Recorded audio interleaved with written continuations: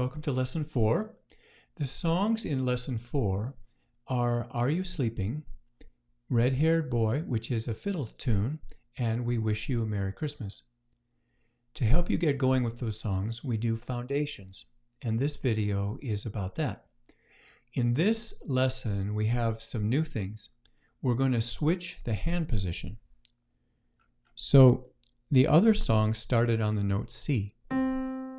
We're going to start on the note G. To find the note G, if it's brand new to you, C, D, E, F, G. We put our thumb there, and that's called G position. 5 fingers there. G with the pinky finger. All right, and our scale, we want our scale to sound just like the scale on the C. So we have to do F sharp. That's a new thing, a black note. It's the last note before you return to the G. G, A, B, C, D, E, F sharp, G. Okay? So that's where our scale is today, and it'll be that way for the next 2 lessons. The other big new thing is we're going to start to play eighth notes.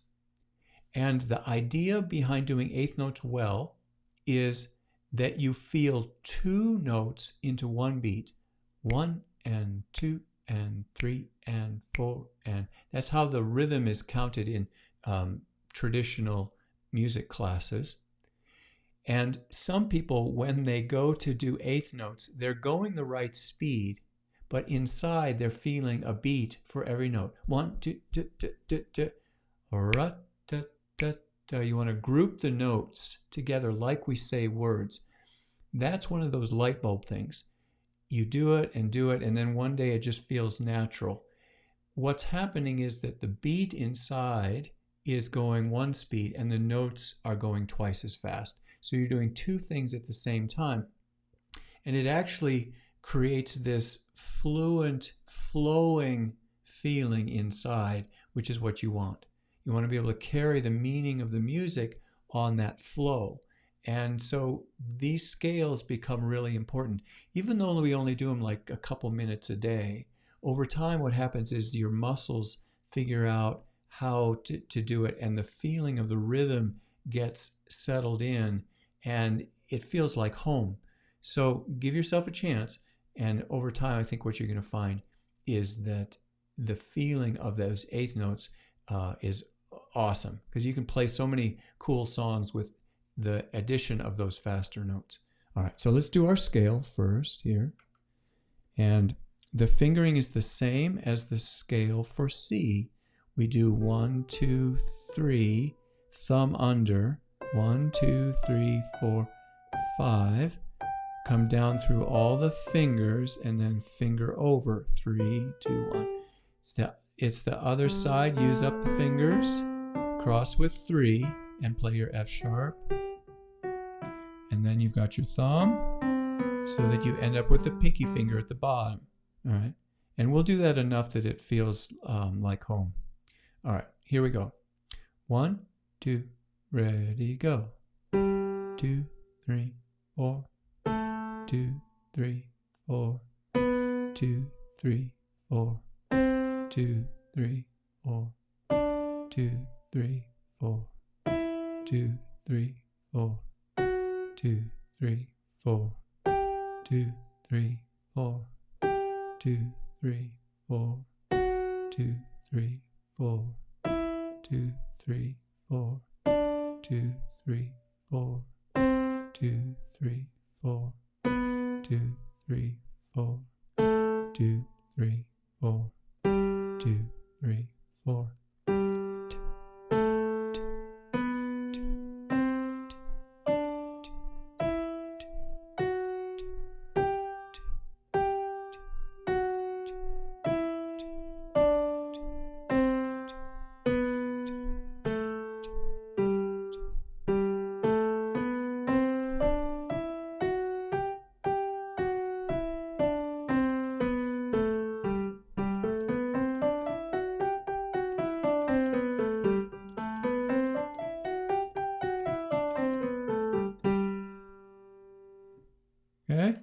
The eighth notes, the faster ones, we do those 2 times through because they go by so quick. When you live in that faster tempo, a little bit longer, you have a better chance of getting comfortable with it. The one other thing that I did on purpose today, a little bit more pronounced, was the legato fingering. So when we did half notes, you notice my fingers were down, and then the next note came, and they were connected. Those notes were connected. That's called legato. So a way of illustrating that by watching it,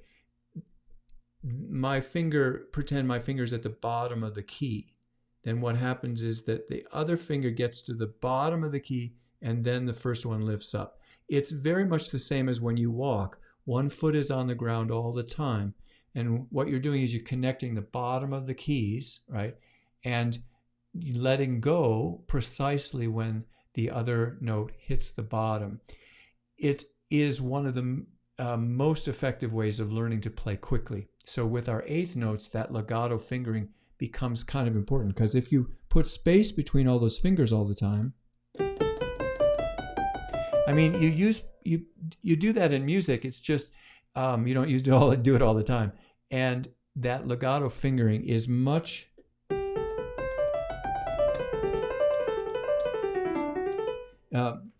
more conducive to playing quickly. All right, so we'll build in that legato fingering more and more through the lessons. It is also the thing that smooths out the song and makes it sound really nice. So you have more of a sustained sound, and it's not choppy all the time. Okay, so that's a natural change that comes as you get better and better with your piano playing. And it's good to mention because sometimes people don't realize why it sounds choppy. It's the legato fingering you want to add. Okay. All right. So we go on to our echo. In the echo, what's changing here is with our eighth notes, now we'll have more notes than we did before. And so what I'm going to do with this is I play about 5 beats of music, and then there's 3 beats to hang out before you actually do the repeat. So I'll kind of count you in each time.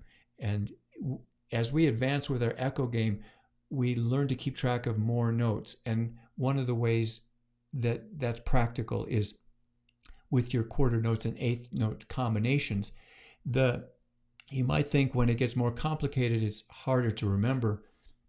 But to a certain extent, it's easier because it's much more musical.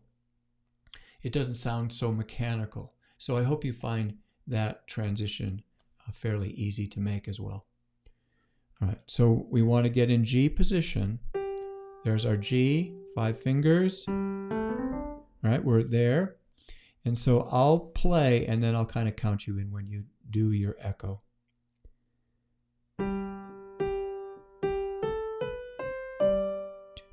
Ready, play.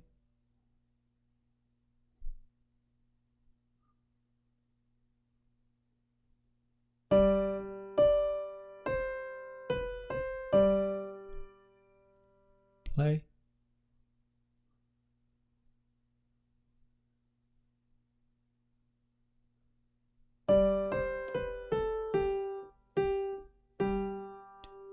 Ready, play.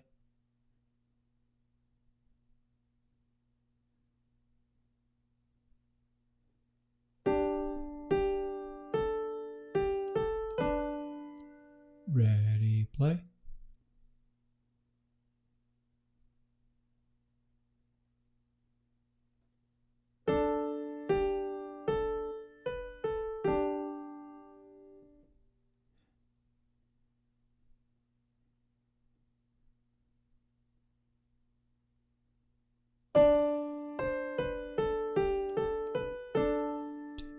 Ready, play.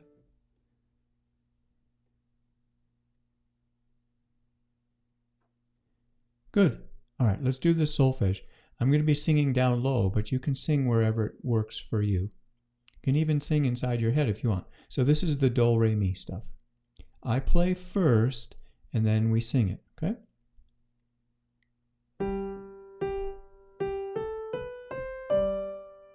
Ready, sing. Do, do, do, re, mi, fa, sol.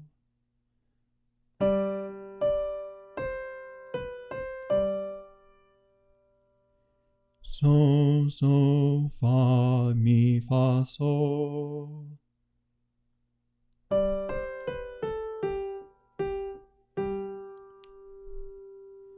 So, fa, mi, re, do, do, do.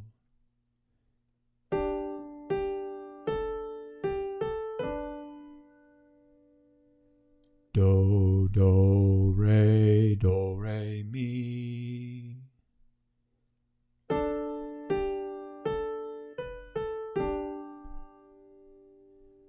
Re, do, re, mi, re, do.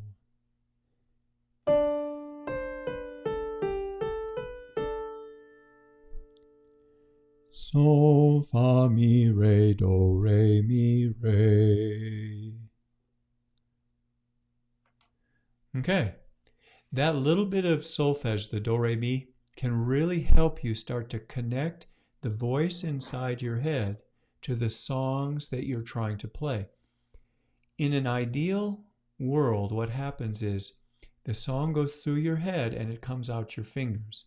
And you want to make that connection stronger and stronger and stronger. One way to do that very easily is to connect it to your real singing voice. And even though you may not sing in public ever, it's a good idea to venture in that water just a little bit. You'll be glad that you did. Okay, so let's go on to the jam.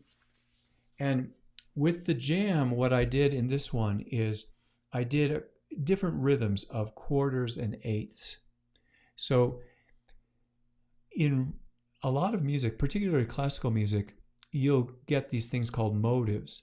And the motive is this little bit of a rhythm and usually some sort of melodic pattern that repeats. And in some songs, the whole song is built up on sometimes one or two motives. And when you start to understand music this way, you'll recognize it in the pieces you're trying to play, and that helps you learn it faster. Oh yeah, I've seen that before. Yeah, it's the same except for this and this. It's exactly the same. It's the same thing, one step higher. You start to catch on to those things, and it really helps you learn music faster. So it's not just like one note and then another note, another note. Okay? The musical language starts to take shape for you. And that's partly what the jam is about. And then the other part that's really important with the jam is that you start to go in a steady rhythm. The feeling of the music comes a lot from the beats, from the rhythm, and the different ways that the rhythm is played off of the beats. And in jam, you get to experiment with that. You can go as slow or as fast as you want. You can play whatever notes you want. You don't have to worry about playing wrong notes. And you can make it as simple as you want, and it can get complicated as you go. So there are a lot of really powerful things that can be pulled from this jam, and it's fun. All right, so let me just kind of give you an idea what these sound like. The first one is 2 quarters and 4 eighths.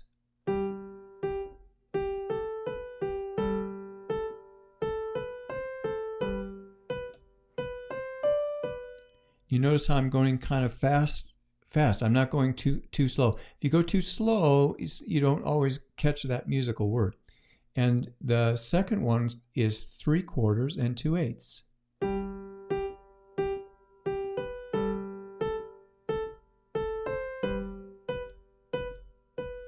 Okay? And now the second line, the first one there is 4 eighths and 2 quarters, kind of like the upside down of the first one.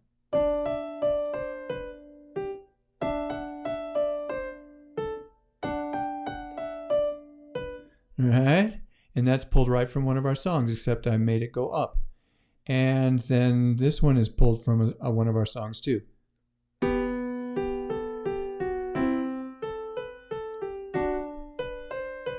Okay, you'll recognize that from We Wish You a Merry Christmas. So those patterns of quarters and eighths are a lot of fun to play with. And if you do the same one several times in a row, you're going to get this feeling of what it's like to create motives and move up scales. So I hope you have fun with it. Now we're going to move into the song cipher. These are specific things that apply to the 3 songs that we're learning this week. And I mention them because if you know about them ahead of time, it makes learning the song a lot easier. All right. So the first one, of course, is something we talked about with the scale. That's that fingering, the thumb under and finger over. So we covered that. This next one comes in Are You Sleeping? We have to do what they call a substitution. So the thumb is playing the G, right? And then the 4th finger plays the G, and the other fingers move down. So it's t, t. And in the song, you have to do it pretty quick. So in that case, getting to the right finger can really help you play the song. Not so much when it's slow. You know how some people do hunt and peck and they play whatever finger they want? When you go faster, you can run yourself into some trouble. So the thumb under thing becomes really important to sort of get as a baseline part of your playing. And then this idea of being able to do the substitution and get to a specific finger allows you to cover the notes and you're not wondering where you are on the piano. Okay. All right. So the bottom line, the left hand, I'm going to draw your attention to that. That's what they call a chromatic scale. Basically, all 12 different notes in a row. That's a chromatic. And in this song, it worked out really nicely. All 5 fingers, just the next note. You're going to want to do that because in We Wish You a Merry Christmas, I wanted it to sound cool. So I put in all of those black notes.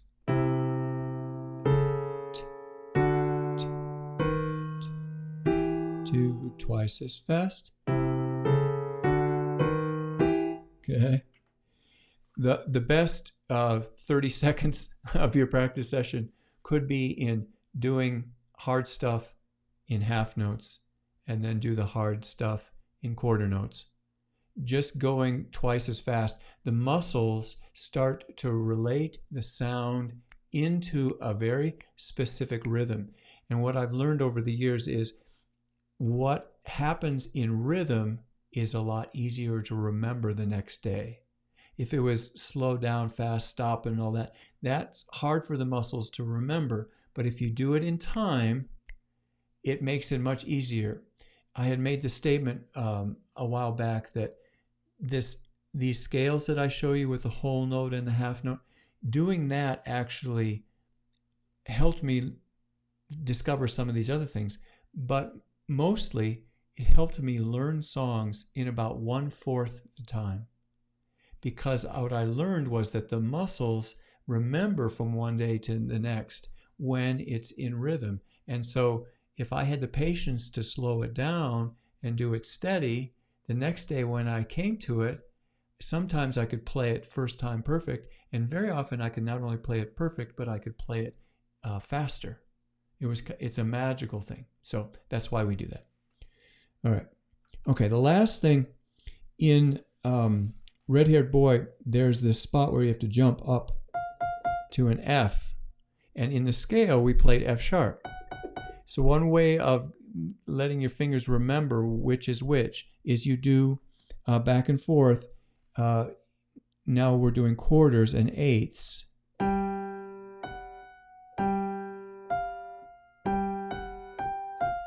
That's that slow and twice as fast, but in quarters and eighths. And we have G to F sharp, and then we have G, and that thing is called a natural sign. It's the white key, so it cancels out the black note and brings it down. That natural sign is also used in the reverse. You have flats that take the note down, and then the natural sign cancels it out. So the natural is go back. Go back to usually it's a white note, almost always. Good. All right. So with that information, you can go on and catch the recordings of the songs. And I hope you find it easier. Thank you for joining me.